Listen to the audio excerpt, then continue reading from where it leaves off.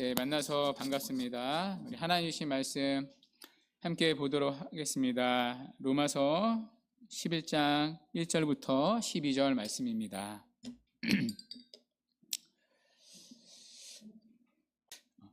로마서 11장 1절부터 12절 말씀 찾은 줄 알고 저부터 한 절씩 교독하고 12절은 함께 읽도록 할게요. 저부터 1절 읽겠습니다. 그러므로 내가 말하노니 하나님이 자기 백성을 버리셨느냐? 그럴 수 없느니라. 나도 이스라엘이니요 아브라함의 씨에서 난 자요 베냐민 지파라.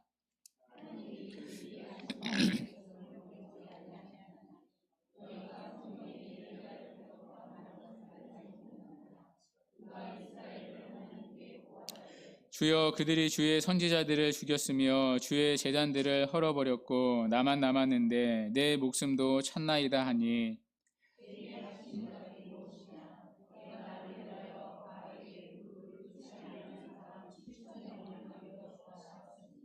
그런즉 이와 같이 지금도 은혜로 택하심을 따라 남은 자가 있느니라.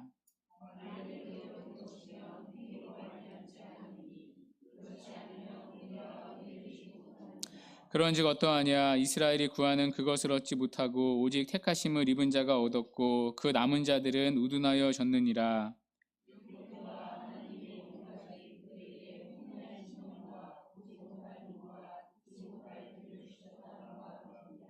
또 다윗이 이르되 그들의 밥상이 울무와 덕과 거치는 것과 보응이 되게 하시옵고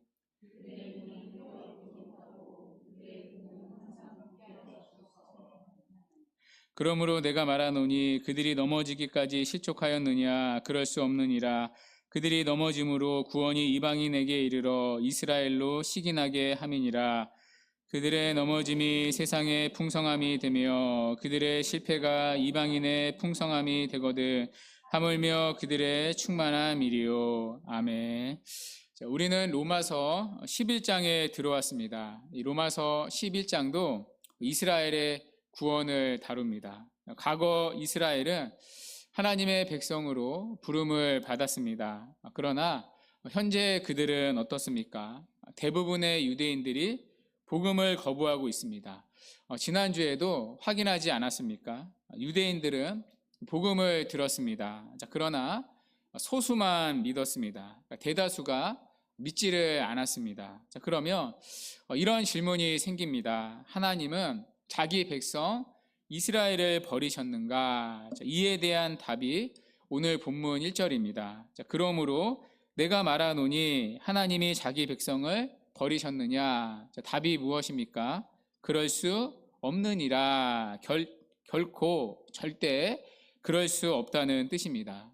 그러면서 바울은 이 두 가지 증거를 제시합니다. 하나님이 이스라엘을 버리지 않으셨다는 두 가지 증거를 제시합니다. 첫 번째 증거는 바울 자신입니다. 1절에서 바울은 나도 이스라엘인이라고 말합니다. 그러면서 나는 아브라함의 자손이고 베냐민 지파라고 말합니다. 그만큼 나도 정통 이스라엘 사람이라는 뜻입니다. 더군다나 바울은 전에 주님을 핍박했던 사람이었습니다. 예수 믿는 사람이라면 잡아 죽이려고 다메섹까지 쫓아갔던 사람이었습니다. 그런데 이런 나도 구원을 받았다고 말합니다. 만약 하나님이 이스라엘을 버리셨다면 이스라엘 사람인 나도 구원을 받지 못해야 한다. 그런데 나를 봐라. 나도 구원을 받았다. 정통 이스라엘 사람이요 예수님을 누구보다 핍박했던 나도 구원을 받았다. 그러므로 하나님은 이스라엘을 버리시지 않으셨다는 것입니다. 두 번째 증거는 본문 2절의 엘리야입니다. 엘리야는 구약의 선지자였는데요. 이 엘리야의 이야기가 열왕기상 19장에 나옵니다. 엘리야는 굉장히 어두운 시대를 살았습니다. 이스라엘 시대를 통틀어서 가장 영적으로 흑암기가 엘리야 시대였습니다. 이 당시 이스라엘의 왕이 아하방이었습니다. 아하방은 이제 악명높기로 소문난 왕이었습니다. 이 왕의 아내가 이세벨이라는 여인이었습니다. 이세벨은 이방 여인이었습니다. 이방 여인이 결혼을 해서 왕후가 되었습니다. 그런데 이세벨이 들어올 때 혼자 들어온 게 아니라 자기 나라에서 섬기던 온갖 우상들을 다 가지고 들어왔습니다. 온갖 음란하고 더러운 우상들을 다 가지고 와서 이스라엘 땅에 전부 다 풀어 놓았습니다. 아합 왕도 거기에 동조를 해서 우상을 섬겼습니다. 그때 반대했던 하나님의 거룩한 선지자들이 있었습니다. 여호와 하나님을 예배하는 이스라엘 땅에 우상 반입은 안 된다 반대했던 선지자들이 있었습니다. 그런데 아합 왕에 의하여 하나님의 거룩한 선지자들이 그때 모조리 죽임을 당했습니다. 그리고 이스라엘은 이제 배교의 길을 걸었습니다. 하나님을 버리고 우상을 섬겼습니다. 그러자 엘리야는 이제 마지막 수단으로 전쟁을 선포합니다. 바알의 선지자 450명과 아세라 선지자 400명을 갈멜산 꼭대기 위로 소집합니다.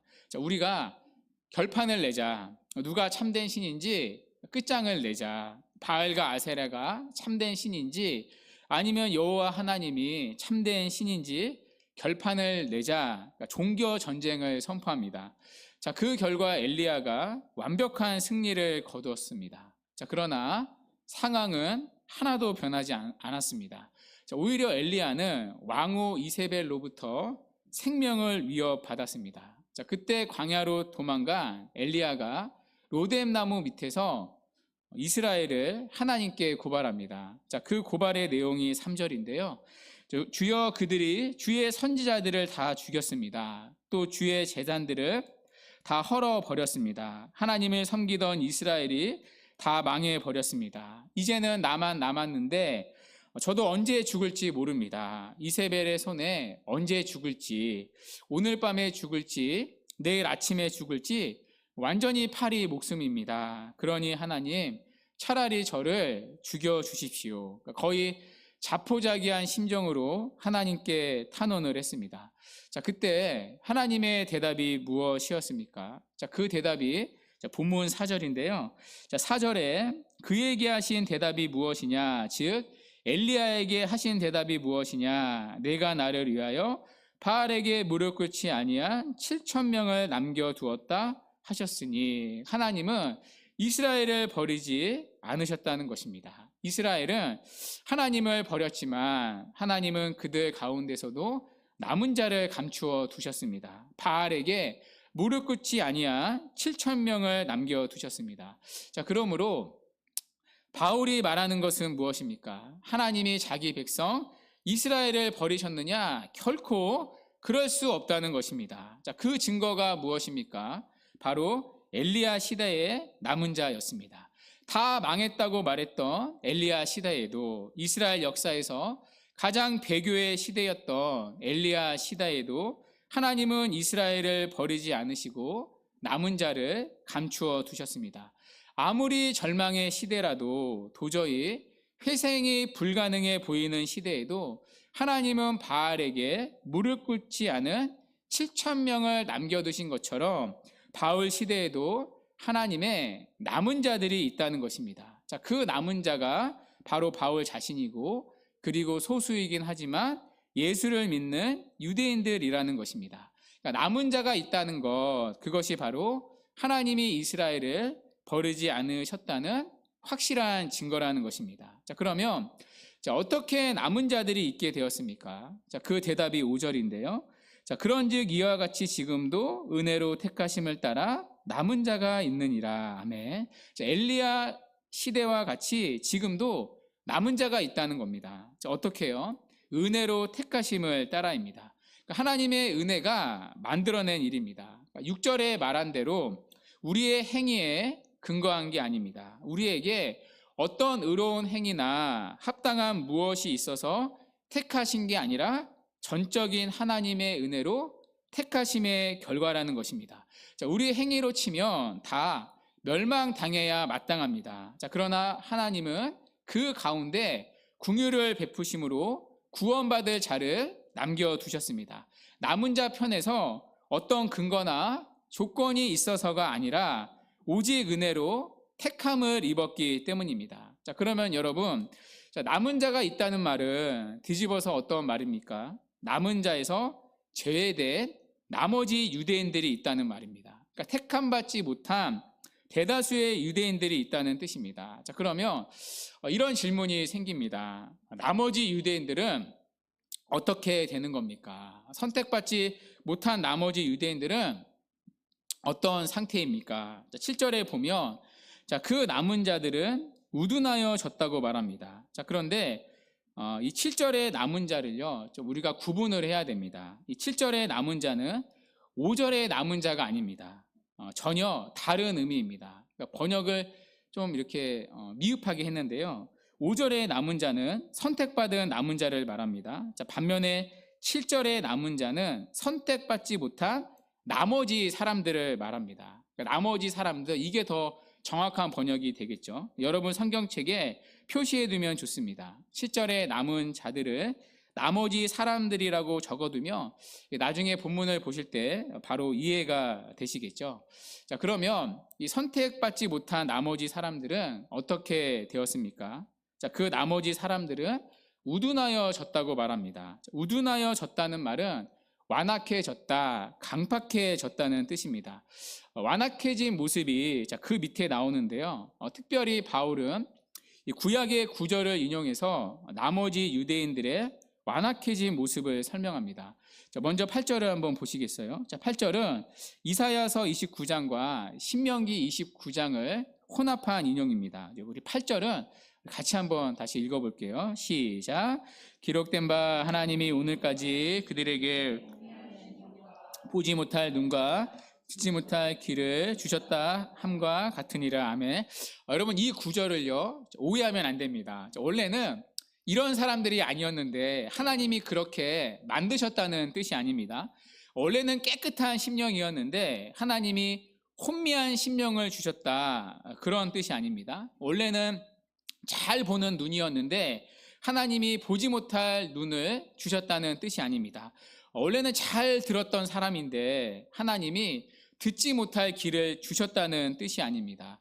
여러분, 이러한 구절 우리가 로마서 앞에서 한번 살펴본 적이 있었는데요. 그때 이제 바로 왕을 예로 들어 설명한 적이 있었습니다. 어떠한 의미였죠?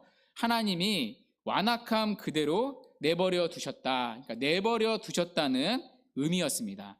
자, 믿기 전에 사람들은 다 혼미한 심령을 가지고 있습니다. 거듭나기 전에 모든 사람들은 다 혼미한 심령입니다. 여기 혼미한 심령은요, 원문 그대로 직역하면 깊은 잠의 영이라는 뜻입니다. 깊은 잠의 영. 저는 이 단어를 보는데요, 무릎을 딱 쳤습니다.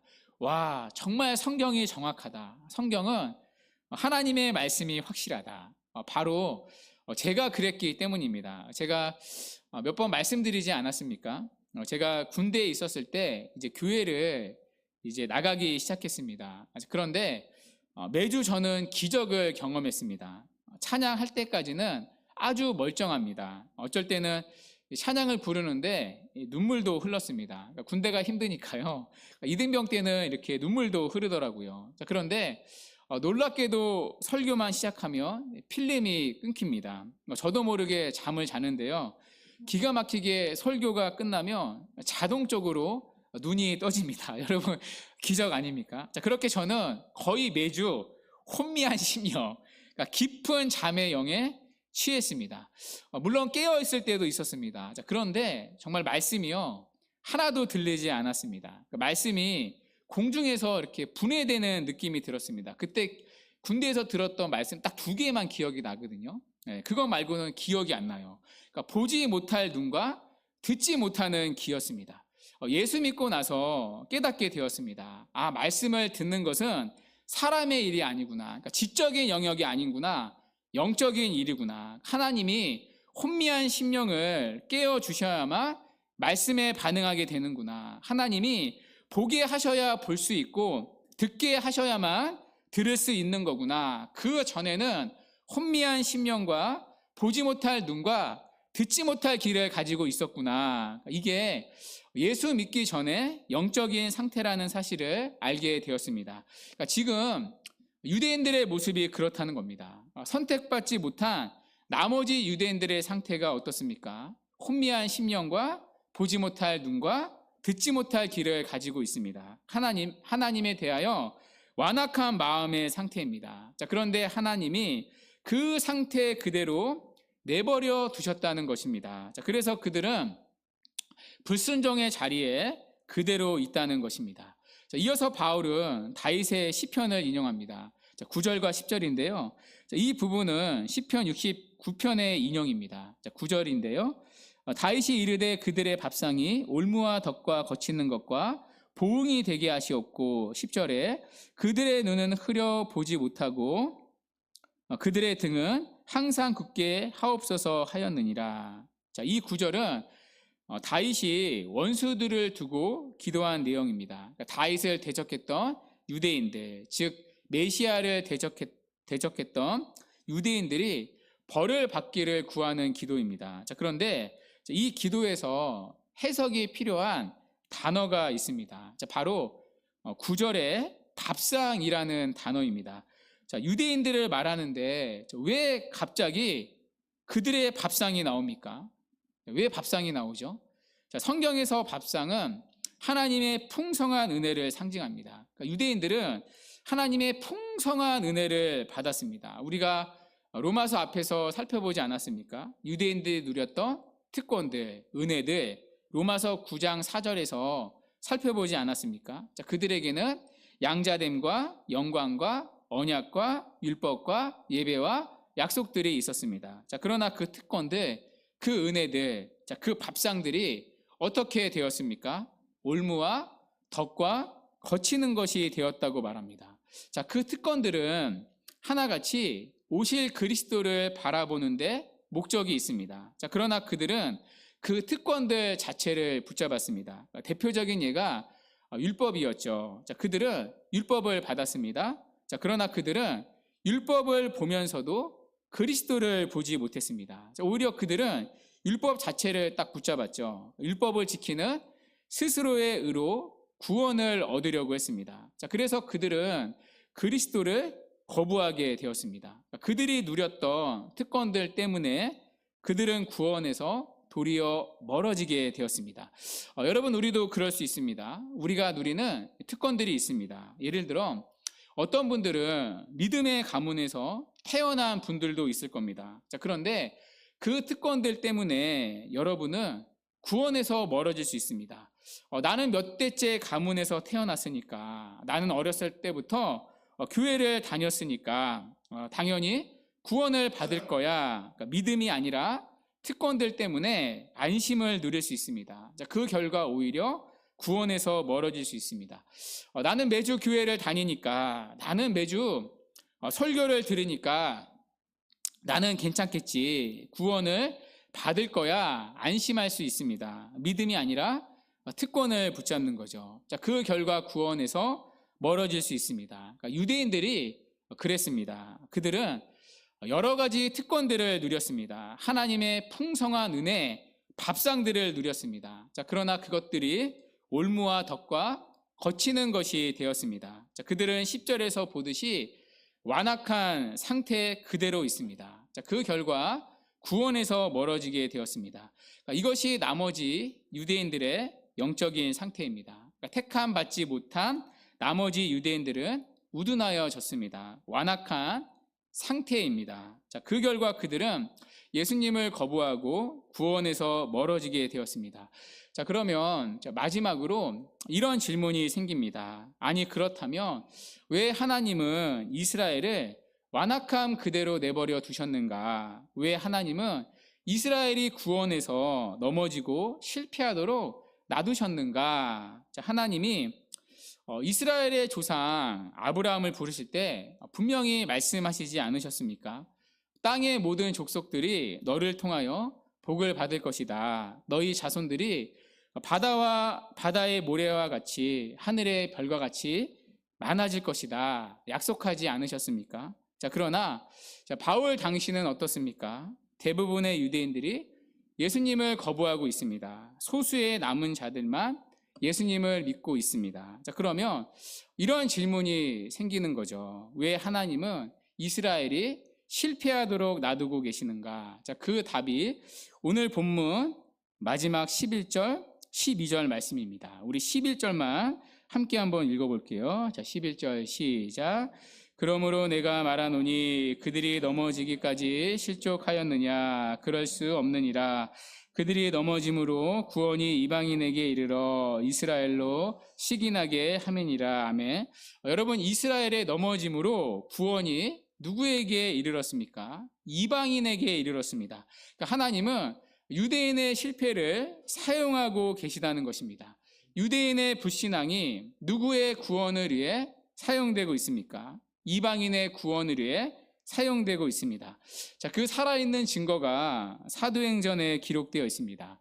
여러분, 우리가 사도행전 살펴보지 않았습니까? 이 사도행전을 보면요, 이방인들에게 복음이 전해집니다. 자, 그런데 그 계기가 무엇이었습니까? 유대인들의 넘어짐 때문이었습니다. 그러니까 유대인들의 불신앙, 실패 때문이었습니다. 사도행전 8장 1절인데요. 우리 함께 한번 읽어볼게요. 자, 시작. 그날에 예루살렘에 있는 교회에 큰 박해가 있어 사도 외에는 다 유대와 사마리아 모든 땅으로 흩어지니라. 아멘. 자, 복음이 처음 전해질 때에는요, 그리스도인들이 예루살렘에만 모여 있었습니다. 그러니까 유대 지역에만 모여 있었던 거죠. 자, 그리고 이들은 다른 나라에 복음을 전할 생각을 전혀 하지 않았습니다. 자, 그런데 어떠한 계기로 이 그리스도인들이 이방인들에게 복음을 전하게 되었습니까? 자, 어떠한 계기로 모든 땅으로 흩어지게 되었습니까? 예루살렘 교회에 큰 박해가 있었기 때문입니다. 그러니까 유대인들의 큰 핍박이 있었기 때문입니다. 그러니까 유대인들의 큰 핍박으로 인하여 사도들을 제외한 대부분의 그리스도인들이 온 사방으로 흩어지게 되었습니다. 자, 그 결과 이방인들도 복음을 듣고 구원을 받게 되었습니다. 그러니까 유대인의 넘어짐으로 구원이 이방인에게 이르게 되었습니다. 자, 뿐만 아니라 우리가 사도행전 안에서 우리 선교의 패턴 한번 확인하지 않았습니까? 사도들이 복음을 전하러 한 도시를 들어갈 때 가장 먼저 어디를 찾아갔습니까? 유대인들의 회당을 찾았습니다. 기억나시죠?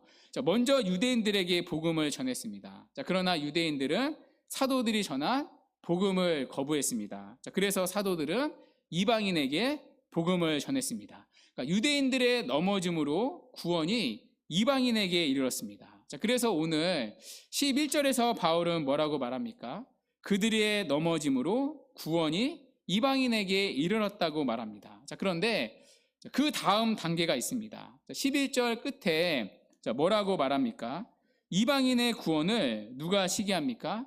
이스라엘이 시기합니다. 이방인들이 구원의 축복을 누리는 걸 보면서 이스라엘이 그들의 구원을 시기합니다. 그래서 이스라엘도 돌아오게 된다는 것입니다. 그래서 12절에서 바울은 이렇게 오늘 본문을 끝내고 있습니다.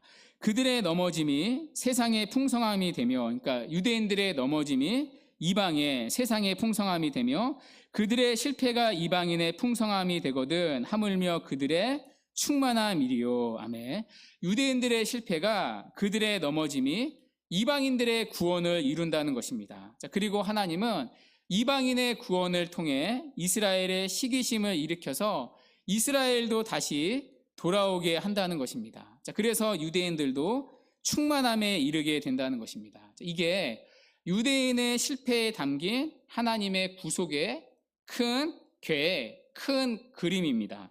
유대인의 실패를 통해 이방인을 구원하고 이방인의 구원을 통해 다시 이스라엘을 돌아오게 하는 하나님의 큰 구속의 그림이 유대인의 실패에 담긴 하나님의 섭리입니다. 그러므로 바울은 말하는 것입니다. 그러므로 내가 말하노니 하나님이 자기 백성 이스라엘을 버리셨느냐? 그럴 수 없느니라. 결코 그렇지 않다는 것입니다. 이렇게 오늘 우리는 유대인의 구원을 살펴봤습니다. 여기서 우리는 두 가지 교훈을 보게 됩니다. 첫 번째는 남은 자 사상입니다. 오늘 본문에서 우리는 중요한 성경의 단어를 보게 됩니다. 바로 남은 자라는 단어입니다. 하나님은요, 시대마다 남은 자를 두십니다. 아무리 시대가 영적으로 타락해도요, 하나님은 시대마다 남은 자를 두셨습니다. 자, 그리고 하나님은 남은 자를 통해서 하나님의 구원을 신실하게 이루어 가셨습니다. 엘리야 시대에도 남은 자가 있었습니다. 이스라엘 역사에서 가장 어두웠던 엘리야 시대에도 하나님은 이스라엘을 버리지 않으시고 바알에게 무릎 꿇지 아니한 7천 명의 남은 자를 두셨습니다. 자, 그 후의 시대에도 남은 자는 계속되었습니다. 중세 시대 때도요, 남은 자가 있었습니다. 이 중세 시대를 보통 학자들은 천년으로 잡습니다. 천년 동안 교회는 진리를 잃어버렸습니다. 자, 그래서 학자들은 가장 어두웠던 교회 시대를 중세 시대라고 부릅니다. 자, 그 어두웠던 시대가요, 천년이나 되었습니다. 자, 그러면 교회는 사라졌느냐?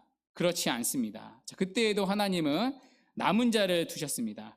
자, 거짓 교회들 가운데 하나님은 참된 교회, 참된 성도들을 감추어 두셨습니다. 자, 그리고 그들을 통해서 하나님은 종교개혁을 일으키셨습니다. 하나님은 남은 자를 통해 진리를 보존하고 구원을 이루어 가셨습니다. 일제 시대 때는 어떠합니까? 일제 시대 때도요, 남은 자들이 있었습니다. 일제 강점기에 온 교회가 신사 참배를 하는 듯 보였습니다. 자, 그러나 하나님은 신사에게 무릎을 꿇지 아니한 사람들을 남겨두셨습니다. 자, 그 사람들이 세운 교단이 바로 우리 고시인 교단인 거죠. 자, 그리고 오늘날에도 하나님의 남은 자들이 있습니다. 오늘날 교회가 타락했다는 말을 듣습니다. 그런 말을 들으면 교회가 다 무너진 것 같습니다. 자, 그러나 아닙니다. 하나님의 남은 자가 있습니다. 지금도 순수한 교회들이 곳곳에 또 있습니다. 언론에 보면 목사님들 다 부패한 것 같습니다. 자, 그러나 아닙니다. 정말 복음으로 살려고 하는 목사님들 곳곳에 또 있습니다. 하나님은 오늘도 바알에게 무릎 꿇지 아니한 남은 자들을 두셨습니다. 바라기는 주 안에 사랑하는 여러분, 저와 여러분들이 남은 자가 되기를 바랍니다. 우리 교회가 남은 교회에 속하게 되기를 바랍니다. 정말 예수 그리스도를 복음으로 믿고 말씀대로 살아가고 말씀대로 교회를 세워가는, 그렇게 주님을 위해 순전한 믿음으로 살아가는 남은 자들, 남은 교회 우리가 되기를 바랍니다. 자, 그런데 이 남은 자의 은혜가요, 저와 여러분의 가정에도 있습니다. 저의 가정, 하나님이 버리신 가정처럼 보였습니다. 아무도 믿지 않는 가정이었습니다. 저는 효령대군의 자손입니다. 여러분, 효령대군 아시나요? 효령대군은 세종대왕의 형이었는데요, 불교로 귀한 분입니다. 저는 뿌리가 불교의 후손입니다. 저는 사실 조계종에 있어야 할 사람입니다. 목탁을 치고 있어야 되는데요, 어쩌다가 이렇게 강단에 있는데요, 아버지 식구들 아무도 교회를 나가지 않으셨습니다. 어머니도 무속의 영향을 받으며 자라셨습니다. 눈에 보기에 아무런 소망이 없던 가정이었습니다. 자, 그러나 하나님이 우리 가정을 버리지 않으셨습니다. 하나님이 남은 자를 두셨습니다. 그게 바로 저입니다. 저를 통해 하나님은 우리 가정에 구원의 씨앗을 남겨두셨습니다. 그리고 저를 통해 구원의 열매를 맺게 하셨습니다. 부모님들도 예수님을 믿게 되었습니다. 그리고 제 자녀들도 저와 함께 교회를 다니고 있습니다. 예수 없던 가문이 믿음의 가문으로 바뀌게 되었습니다. 이런 남은 자의 은혜가 여러분의 고백일 것입니다. 여러분도 하나님의 은혜로 택하심을 받은 남은 자 아닙니까? 하나님이 여러분의 가정을 버리지 않으셨다는 증거입니다. 하나님은 여러분을 남은 자로 두셨습니다. 그리고 여러분을 통해 하나님은 여러분의 가정을 구원해 내십니다. 물론 이 가족 전도가 쉽지가 않습니다. 그래서 누군가는 이렇게 반문할 수 있습니다. 목사님, 저희 부모님은 전도가 안 될 것 같아요. 너무 힘들어요. 너무 완악해요. 목사님, 제 자녀는 너무 죄가 많아요. 너무 세상을 좋아해요. 돌아오기 힘들 것 같아요. 또 누군가는 이렇게 반문할 수도 있을 겁니다. 저의 부족한 모습을 보면 전도하는데 덕이 되지 않을 것 같습니다. 저도 그랬습니다. 가족들은 저의 모습을 다 알지 않습니까? 그러다 보니까 이 복음을 전하는데 자신이 없더라고요. 오히려 내가 방해가 되는 것은 아닌가. 자, 그러나 여러분 아닙니다. 여러분, 오늘 남은 자는 감사하게도 어떻게 있게 되었습니까? 하나님의 은혜로 택하심을 따라입니다. 하나님이 전적으로 하시는 구원입니다. 여러분도 하나님의 은혜로 택하심을 따라 남은 자가 된 것 아닙니까? 여러분 편에 어떤 믿을 만한 근거나 자격이 있었던 것이 아닙니다. 그것처럼 하나님은 여러분의 남은 가족들도 우리 편의 근거나 자격이 아닌 하나님의 은혜의 택하심을 따라 구원해 내실 것입니다. 하나님이 여러분을 남은 자로 두셨다면 하나님의 구원의 은혜가 여러분의 가정에 예비되어 있습니다. 하나님은 남은 자인 저와 여러분을 통해 일하실 것입니다. 명절 연휴가 시작이 되는데요. 명절 기간에 가정에서 예배 드리는 분들이 계실 겁니다. 믿지 않는 부모들과 올해도 가정 예배를 드리는 분들이 있을 겁니다. 또 믿지 않는 가족들에게 복음을 전해야 하는 성도님들도 계실 겁니다. 남은 자의 은혜가 여러분의 가정 가운데 있기를 바랍니다. 그래서 남은 자인 여러분을 통해 남은 가족들이 구원의 자리로 돌아오는 복된 은혜가 있기를 바랍니다. 두 번째 적용인데요. 오늘 본문에서 우리는 하나님의 섭리를 보게 됩니다. 대다수의 유대인들은 예수님을 거부했습니다. 그러나 그들의 실패가 어떠한 결과를 낳았습니까? 하나님 안에서 이방인을 구원하는 결과를 낳았습니다. 그러니까 하나님은 유대인의 실패를 사용해서 이방인 선교의 문을 여셨습니다. 여러분 한번 생각해 보십시오. 유대인들이 만약 복음을 다 믿었다면 어떻게 되었을까요? 그러면 복음이 이방인에게로 흘러갈 수 있었겠습니까? 그렇지 않을 가능성이 더 높습니다. 왜냐하면 유대인들은요, 매우 폐쇄적인 민족이었기 때문입니다. 유대인들은 다 아시죠? 소위 선민의식에 사로잡혀 있었습니다. 자기들만 하나님의 백성이다. 하나님은 오직 우리의 하나님이시다. 이 생각이 너무 강했습니다. 일종의 웅덩이 같은 마음을 가지고 있었습니다. 푹 파진 웅덩이와 같은 마음을 가졌습니다. 그런데 만일 유대인들이 복음이 선포되었을 때 처음부터 전향적으로 복음을 다 받아들였다. 그러면 어떻게 되었겠습니까? 그 생명의 복음이 그들의 웅덩이 속에 갇혀버릴 가능성이 높습니다. 그러니까 밖으로 빠져나가지를 못했을 겁니다. 워낙 폐쇄적이었으니까요. 선민의식이 있었으니까요. 그 좋은 복음이 그들만의 복음이 되었을 것입니다. 실제로요, 구약 역사를 보면요, 이스라엘 백성은 선교사를 파송한 일이 없습니다. 그렇죠. 그러니까 요나 한 사람 있었거든요. 근데 그 요나도요, 이스라엘에서 파송한 게 아니라 하나님이 억지로 떠밀어서 가게 된 겁니다. 그러니까 마지못해 요나가 이제 니느웨에 선교를 하지 않습니까? 그러니까 구약 역사를 보면 이스라엘 백성은 선교사를 파송하지 않았습니다. 파송할 이유도 없었습니다. 하나님은 누구의 하나님이시기 때문입니까? 오직 이스라엘의 하나님이시기 때문입니다. 그러다 보니까 다른 이방 민족에게 복음을 전할 생각을 하지를 못했습니다.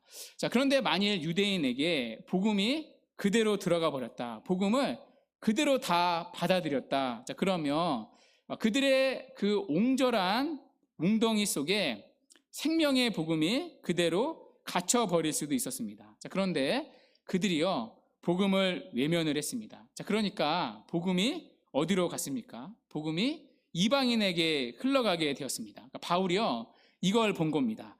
자기 민족의 실패가 너무 가슴이 아팠는데 지금 보니 그 실패를 사용해서 그 실패 때문에 이방인을 구원해 주시는 하나님의 놀라운 섭리를 보게 된 것입니다. 여러분, 우리의 삶에도 마찬가지입니다. 우리도 더러 실패할 때가 있습니다. 이스라엘만 아니라 우리도 이런저런 실패를 할 때가 있습니다. 그래서 우리가 실패가 두려워서 믿음을 타협하는 것 아닙니까? 대학 떨어지면 어떻게 하나? 예배의 자리 타협하고요. 또 사업 안 되면 어떻게 하나? 주일의 자리를 타협하고요. 그러니까 실패하면 어떻게 하나? 실패를 두려워서 믿음을 타협하지 않습니까? 그래서 우리의 신앙의 삶이 힘들지 않습니까? 실패가 많은 인생이기 때문입니다. 그런데 감사하게도 우리 하나님은 어떠한 하나님이십니까? 우리의 실패까지도 우리의 유익을 위한 디딤돌로 바뀌어 주시는 하나님이십니다. 그러니까 우리의 잘됨만이 아니라 우리의 실패까지도 하나님은 선으로 사용해 주십니다. 실패하기 때문에 겸손하게 되고요. 실패하기 때문에 하나님을 더 의지하게 되고요. 실패하기 때문에 실패를 선으로 바꾸시는 하나님의 섭리를 보게 됩니다. 믿음이 자라는 거죠. 실패 때문에. 뿐만 아니라 오늘 유대인들처럼 우리의 넘어짐이 다른 사람의 구원을 가지고 올 수도 있습니다. 나의 실패가 나의 자녀의 구원을 가져올 수 있습니다. 우리 부모님 저렇게 쓰러지고 넘어졌는데 삶이 힘든데도 저렇게 하나님을 경외하는구나. 그 모습을 통해 우리 자녀의 구원을 가져올 수 있습니다. 그래서 우리는 실패가 실패로 끝나는 인생이 아닙니다. 우리는 실패를 통해 일하시는 하나님의 섭리 안에 살아가는 자들입니다. 그러므로 주 안에 사랑하는 여러분, 우리는 어떻게 살아야 하겠습니까? 실패를 두려워해서 믿음을 타협하는 삶이 아니라 실패도 사용하시는 하나님을 기억하며 믿음으로 살아야 합니다. 바울의 선언처럼 하나님이 자기 백성을 버리시느냐? 그럴 수 없기 때문입니다. 우리는 실패하나 하나님은 실패하지 않으시기 때문입니다. 이스라엘이 실패했지만 하나님이 이스라엘의 실패를 통해 이방인을 구원해 내셨듯이 우리의 실패를 하나님은 선한 일로 바꾸어 내십니다. 그것이 실패를 통해 일하시는 하나님의 섭리입니다. 이 사실을 기억하며 우리 한 주도 믿음으로 살아가는 은혜가 있기를 바랍니다. 그래서 믿음으로 살아가는 우리의 걸음을 통해 하나님의 섭리를 경험하고 고백하게 되는 우리 모두가 되기를 주님의 이름으로 간절히 축원합니다. 아멘.